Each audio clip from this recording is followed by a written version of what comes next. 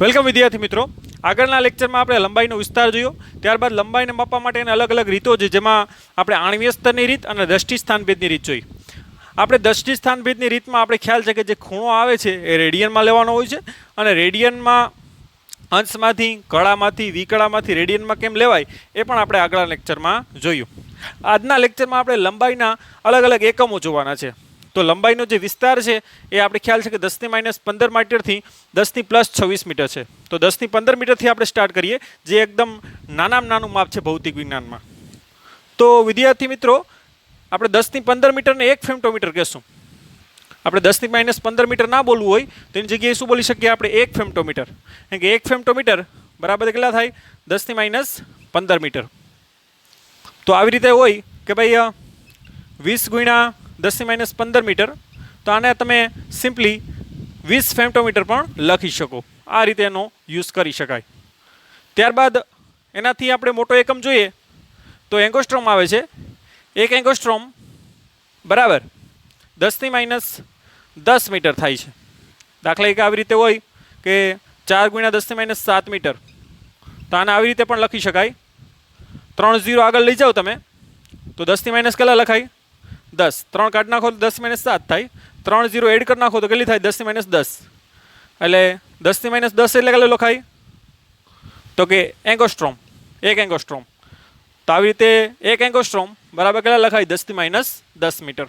એનો એ રીતે તમે યુઝ પણ કરી શકો. ત્યારબાદ એનાથી આપણે મોટો એકમ જોઈએ તો એનાથી મોટો આપણે સેન્ટીમીટર છે, મીટર છે, સોરી સેન્ટીમીટર પછી ફૂટ આવે છે. ફૂટથી એકમ મીટર મોટો મીટર છે.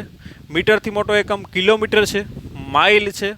તો એનાથી પણ હજી મોટા એકમની આપણે વાત કરીએ તો એસ્ટ્રોનોમિકલ યુનિટ આવે છે, એયુ. એક એયુ બરાબર 1.496 ગુણ્યા 10⁻11 મીટર થાય છે. વિદ્યાર્થી મિત્રો, એક એયુ જે એસ્ટ્રોનોમિકલ યુનિટ જે પૃથ્વી અને સૂર્ય વચ્ચેનું સરેરાશ અંતર છે. એક એયુ એટલે શું છે? તો કે આપણી પૃથ્વી અને સૂર્ય વચ્ચેનું શું છે? સરેરાશ અંતર, જે કેટલું છે? 1.496 ગુણ્યા 10⁻11 મીટર. હવે એનાથી પણ આપણે મોટા એકમની વાત કરીએ તો એક પ્રકાશ વર્ષ આવે છે, 1 લાઇટ યર. અને એક પ્રકાશ વર્ષ એટલે પ્રકાશ છે એક વર્ષમાં કાપેલું અંતર. આપણે ખ્યાલ છે કે પ્રકાશનો જે વેગ છે એ 3 × 10⁸ મીટર પ્રતિ સેકન્ડ છે. એણે એક વર્ષમાં કાપેલું અંતર કેટલું થાય? તો કે 9.46 ગુણ્યા 10⁻15 મીટર. અને એ જો અંતર મેળવવું હોય તો આપણે ખબર છે કે પ્રકાશની જે ઝડપ છે બરાબર શું થાય? અંતર ભાગ્યા સમય. આપણે અંતર બરાબર શું થાય? તો કે ઝડપ ગુણ્યા સમય. માટે અંતર ઝડપ કેટલી છે પ્રકાશની? તો કે 3 × 10⁸ મીટર પ્રતિ સેકન્ડ. હવે સમય આપણો સેકન્ડમાં છે આમાં, માટે એક વર્ષનો સમય કેમાં લેવો પડશે? સેકન્ડમાં. એક વર્ષમાં કેટલા દિવસો હોય? 365 દિવસો. અને એક દિવસમાં કેટલી કલાક હોય? તો કે 24 કલાક. આપણો કલાકમાં સમય આવી ગયો. એક કલાકની કેટલી સેકન્ડ હોય? તો કે 3600. તો આ જે તમારો સમય છે એ એક વર્ષનો કેમાં આવી ગયો? સેકન્ડમાં. અને આ રીતે જો તમે અંતર ગણશો તો એ કેટલો આવશે? 9.46 ગુણ્યા 10⁻15 મીટર આવશે. તો એ રીતે તમે એની કેલ્ક્યુલેટરમાં ગણતરી પણ કરી શકો.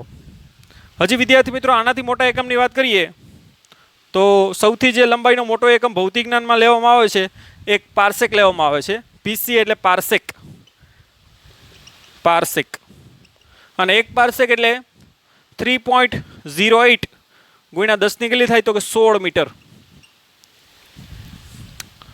પાર્સેકને આ રીતે વિદ્યાર્થી મિત્રો વ્યાખ્યાયિત કરેલો છે. હવે જે આ ચાપ આપણે ખ્યાલ છે, થીટા બરાબર ચાપના છેદમાં ત્રિજ્યા થાય.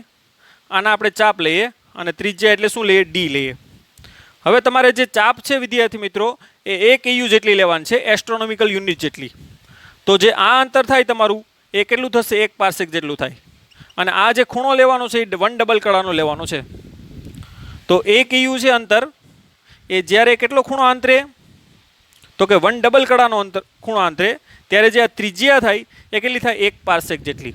જે આપણે ગણવું હોય તો થીટા બરાબર ખ્યાલ છે કે ચાપના છેદમાં ત્રિજ્યા, માટે ત્રિજ્યા બરાબર બીના છેદમાં થીટા, અને બી તમારે કેટલું લેવાનું, 1 EU એટલે કે 1.496 ગુણ્યા 10 કેટલું લેવાનું, 11 મીટર, અને છેદમાં થીટા, થીટા આપણે કેમાં લેવાનું છે, રેડિયનમાં, ધ્યાન આપજો.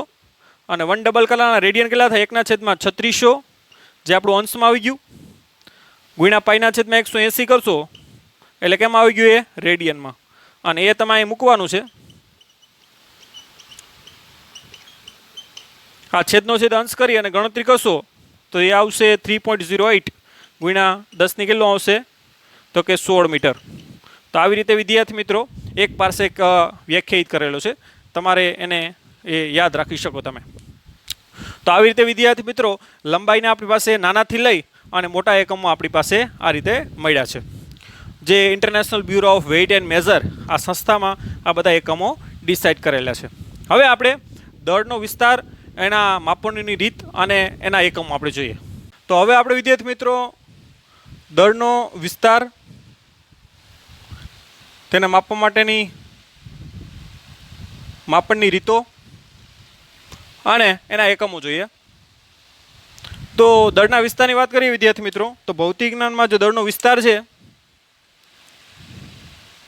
એ 10⁻³ kg જે ઇલેક્ટ્રોનનું દળ છે, એ 10⁵ kg જે આપણું અવલોકિત વિશ્વ છે એનું કુલ દળ છે.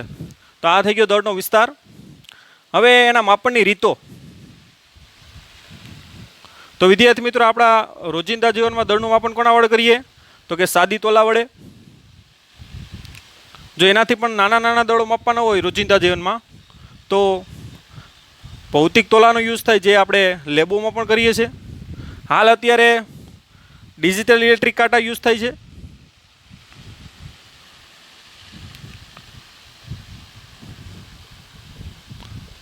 બરાબર, તો એના વડે આરામથી આપણે દળના માપન કરી શકીએ. હવે જો એનાથી મોટા દળ હોય તો મોટા દળ માટે કોનો ઉપયોગ કરીએ છીએ આપણે, તો કે વેબ્રિજનો. દાખલા કે કોઈ ટ્રકમાં માલ ભર્યો છે, અથવા કોઈ હાથીનું દળ મેળવવું છે, અથવા કોઈ જથ્થાબંધ અનાજ છે તો અનાજનું દળ મેળવવું છે, તો એના માટે કોનો ઉપયોગ કરીએ છીએ આપણે, વેબ્રિજનો. અને વેબ્રિજ બધાએ જોયેલા હશે. તો વેબ્રિજ દ્વારા એ આપણે ટનમાં એટલે કે 1000 કિલો, 2000 કિલો, 5000 કિલો, 10000 કિલો આવા મોટા મોટા દળો શું કરી શકીએ, આપણે માપી શકીએ. ત્યારબાદ એનાથી પણ દળ મોટા માપમાં હોય. એનાથી મોટા દળ ક્યાં હોય છે, તો કે ચંદ્રનું દળ, પૃથ્વીનું દળ, અલગ અલગ ગ્રહોનું, તારાઓનું દળ. તો આ દળો છે એના માટે કોનો ઉપયોગ થાય, તો કે ગુરુત્વાકર્ષણના નિયમોનો યુઝ થાય છે. ગુરુત્વાકર્ષણનો સાર્વત્રિક નિયમ છે જે ન્યૂટને આપેલો છે, એના દ્વારા અલગ અલગ પૃથ્વી, સૂર્ય, ચંદ્ર, તારા એના દળો શું કરી શકીએ, આપણે મેળવી શકીએ. તો હવે વાત આવે એકદમ નાના દળો, ઇલેક્ટ્રોન, પ્રોટોન, એના દળો. પ્રોટોન, ઇલેક્ટ્રોન જે વિદ્યુતભારિત કણો, એકદમ એના નાના દળ. આપણે ખ્યાલ છે પ્રોટોન, ઇલેક્ટ્રોનનું દળ છે 10⁻³ kgના ક્રમનું છે. તો આના માટે ક્યાં સાધનો વપરાય, કેમ કે આને તો આપણે જોઈ પણ શકવાના નથી. Even microscope, scaling tunnelling microscope, એના વડે પણ આ જે કણો છે એ આપણે જોઈ શકતા નથી. તો એના માટે કયા સાધનો વપરાય, તો એના માટે જે થોમ્સન અને બનાવેલું જે માસ સ્પેક્ટ્રોગ્રાફ છે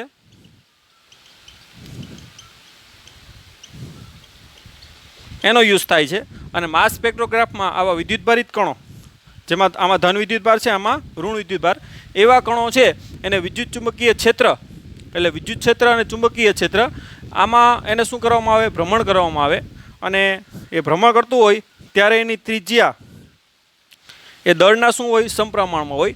અને ત્રિજ્યા મેળવવાથી આપણે શું મળી જાય, તો એનું દળ મળી જાય. પહેલાં કોઈ જાણીતું દળ લઈ અને એની ત્રિજ્યા મળી જાય, પછી અજાણ દળ અને આપણે ભ્રમણ કરાવશું તો એની ત્રિજ્યા મળી જશે, તો એના ઉપરથી એનો દળ મળી જાય. તો ત્રિજ્યા છે એ દળના શું હોય, સમપ્રમાણમાં માસ સ્પેક્ટ્રોગ્રાફમાં. અને એના ઉપરથી આપણે એકદમ નાના દળો પણ મેળવી શક્યા છે અત્યારે.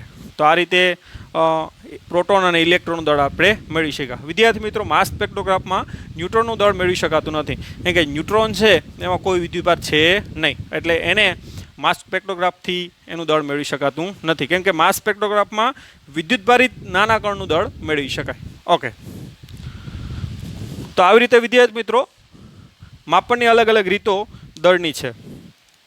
હવે એના એકમોની વાત કરીએ તો વિદ્યાર્થી મિત્રો દળનો જે એકમ છે એ નાનો એકમ શું છે? ગ્રામ છે.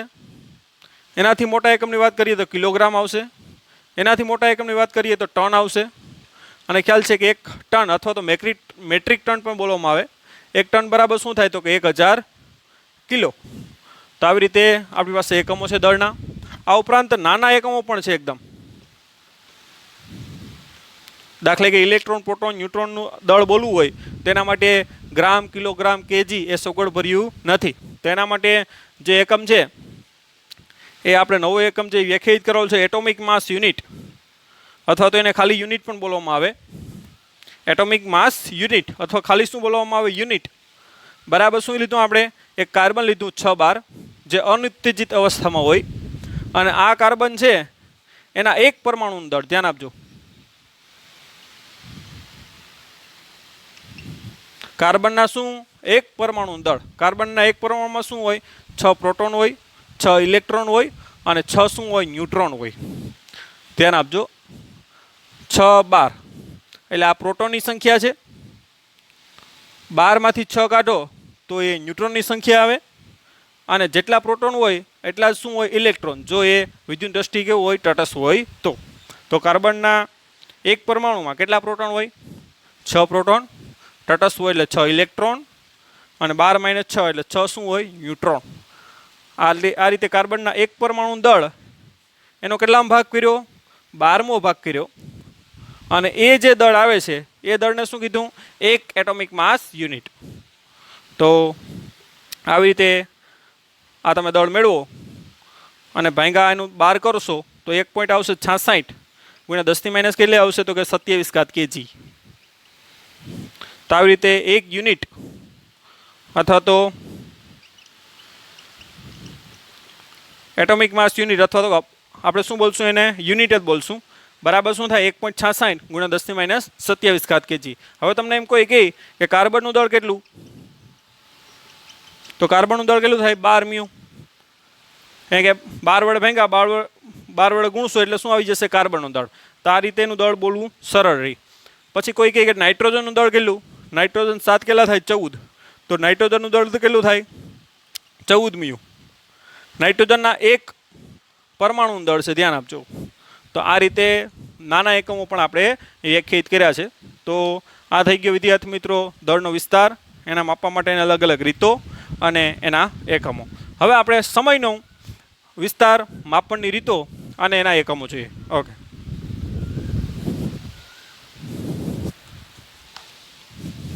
તો વધારે ટાઇટલ લખશું આપણે સમયનો વિસ્તાર, તેના માપવા માટેની રીતો અને તેના એકમો.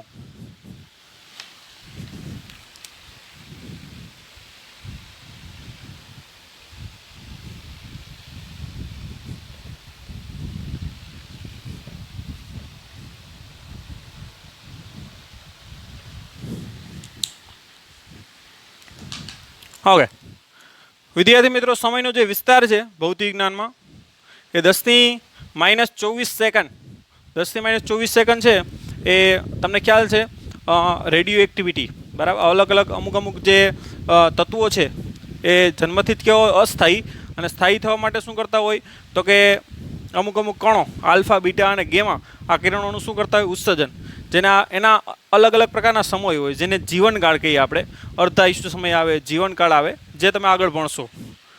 તો રેડિયો એક્ટિવિટીનો શું છે? જીવનકાળ છે અલગ અલગ તત્વોનો. 10⁻24 કેટલો છે? ભૌતિક વિજ્ઞાનમાં જે સમયનો વિસ્તાર છે એ ઓછામાં ઓછો જે સમય છે એ 10⁻24 સેકન્ડ છે. અને મોટામાં મોટો જે સમય છે એ 10⁻17 સેકન્ડ છે. જે આપણું વિશ્વ છે એનું આયુષ્ય કેટલું માનવામાં આવે છે? તો કે 10⁻17 સેકન્ડ માનવામાં આવે છે. તો આ થઈ ગયો સમયનો વિસ્તાર. ઓકે, હવે આપણે માપનની રીતો જોઈએ. તો સમયના માપન માટે આપણે હિસ્ટ્રીની વાત કરીએ તો પહેલાં સમયનું માપન કોના વડે કરવામાં આવતું? તો કે સૂર્ય, ચંદ્ર, ગ્રહો, તારાઓ એની સ્થિતિને આધારે કરવામાં આવતું. ત્યારબાદ આપણે આગળ વધીએ તો રેત ઘડિયાળ અને હૃદયના ધબકારા એને પણ ગણી અને સમય માપવામાં આવતો. ત્યારબાદ આપણે આગળ વધીએ વિદ્યાર્થી મિત્રો તો સૌપ્રથમ ગેલેલી જે આપણે ખબર છે મહાન વૈજ્ઞાનિક છે, અને એ ગેલીલીએ એની હાફ ક્લોક બનાવેલી હતી. હાફ ક્લોક એટલે અધૂરી ઘડિયાળ, જે સંપૂર્ણ ઘડિયાળે બનાવી શકો નહીં. એ સાદા લોલકથી ચાલતી ઘડિયાળ સૌપ્રથમ ગેલેલીઓએ પ્રયત્ન કર્યો હતો, અને એ ઘડિયાળ એણે અડધી બનાવી છે, અને એ ઘડિયાળ છે પૂરેપૂરી બનાવી શક્યો નહીં. ત્યારબાદ ઈસવીસન 1656માં હાઇગેન્સ નામના વૈજ્ઞાનિકે સાદા લોલકથી ઘડિયાળ બનાવી, એટલે એને લોલક ઘડિયાળ પણ કહીએ આપણે. તો એ ઘડિયાળ છે વિદ્યાર્થી મિત્રો એ 1930 સુધી ચાલી. 1656માં એણે આ ઘડિયાળ બનાવી ક્રિશ્ચિયન હાઇગેન્સે, અને એ ઘડિયાળ છે 1930 સુધી એ ઘડિયાળે આપણે સાથ આપ્યો છે, અને હજી પણ ઘણા શોખ માટે એનો ઉપયોગ કરે છે સાદા લોલકથી ચાલતી ઘડિયાળનો. ત્યારબાદ ઈસવીસન 1927માં બે વૈજ્ઞાનિકો આવ્યા. એમાં એક છે હોર્ટન અને બીજો છે મેરિસોન. આ બંને વૈજ્ઞાનિકોએ ક્વાર્ટઝ ઘડિયાળ એટલે ક્વાર્ટઝ ક્લોકનો શોધ કરી. જે ક્વાર્ટઝ ક્લોક છે વિદ્યાર્થી મિત્રો, હાલ જે બધી મોટાભાગની જે ઘડિયાળ આવે છે, કાંડા ઘડિયાળ આવે છે, પછી વોલ એટલે કે દિવાલમાં આપણે ઘડિયાળ જે રાખીએ છીએ, એ મોટાભાગની ઘડિયાળો છે એ ક્વાર્ટઝ ક્રિસ્ટલ એનાથી જ એ ચાલતી હોય છે. તો એ ઘડિયાળ છે એની એક્યુરેસી પણ સારી હોય છે. એક્યુરેસી એટલે કે સાચા મૂલ્યની નજીક એનું માપન હોતું હોય છે સમયનું, અને એ ઘડિયાળ છે એનો આપણે અત્યારે હાલમાં પણ બહોળા પ્રમાણમાં ઉપયોગ કરીએ છીએ. ત્યારબાદ આગળ વાત કરીએ તો ઈસવીસન 1955માં બે વૈજ્ઞાનિકો આવ્યા. એક છે જેક પેરી અને બીજો છે લુઈસ ઇસેન. આ બંને વૈજ્ઞાનિકોએ એટોમિક ક્લોક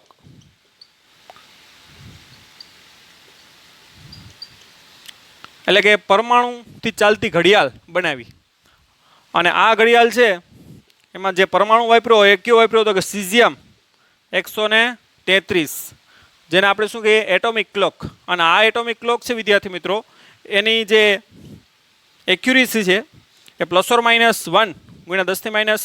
10⁻13 સેકન્ડ, એટલે કે 1/10⁻13 નીચે જાય તો શું થાય 10⁻13.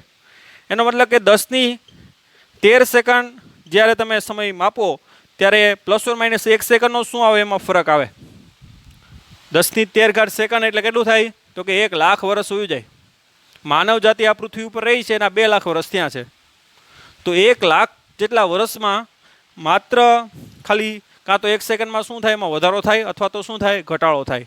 એટલે આ જે એટોમિક ક્લોક છે ખાસ કરીને સીઝિયમ ક્લોક એની જે એક્યુરેસી છે એ એકદમ જબરદસ્ત છે, અને માટે જ આપણા સમગ્ર જે વિશ્વ બધા દેશો છે એ બધા દેશો અત્યારે એના માટે સ્ટાન્ડર્ડ જે ક્લોક હોય તો એ કઈ છે સીઝિયમ એટોમિક ક્લોક. તો એના દ્વારા જ આ સમય આખો પ્રમાણભૂત છે. આપણી બધી ઘડિયાળો પણ છે એ સીઝિયમ ક્લોકથી પ્રમાણભૂત કરેલી છે, એટલે એના આધારે જ આપણો ટાઈમ સેટ કરેલો છે. તો આપણો જે ભારતનો પણ જે સમય છે ઇન્ડિયન સ્ટાન્ડર્ડ ટાઈમ, તો એ પણ કોનાથી લેવામાં આવ્યો છે તો કે એટોમિક ક્લોક સીઝિયમ એટોમિક ક્લોકથી લેવામાં આવી છે. અને આ સીઝિયમ એટોમિક ક્લોક છે એ આપણી જે નેશનલ ફિઝિકલ લેબોરેટરી NPL જે દિલ્હીમાં આવેલી છે ત્યાં પણ આ પડેલી છે. તો આ રીતે સીઝિયમ ક્લોકથી જ અત્યારે સમયો પ્રમાણભૂત થયા છે એટલે કે સ્ટાન્ડર્ડ થયા છે. વિદ્યાર્થી મિત્રો, સીઝિયમ ક્લોકમાં 1 સેકન્ડ એટલે શું? 1 સેકન્ડ કઈ રીતે માપવામાં આવે? તો સીઝિયમનો જે પરમાણુ છે એનું પરમાણુ કેન્દ્ર અલગ અલગ શું હોય? કક્ષાઓ હોય.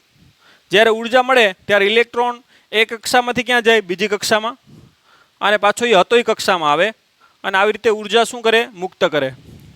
અને કેટલી વખત ઉર્જા મુક્ત કરી નાખે? તો કે 91, 92, 63, 17, 70.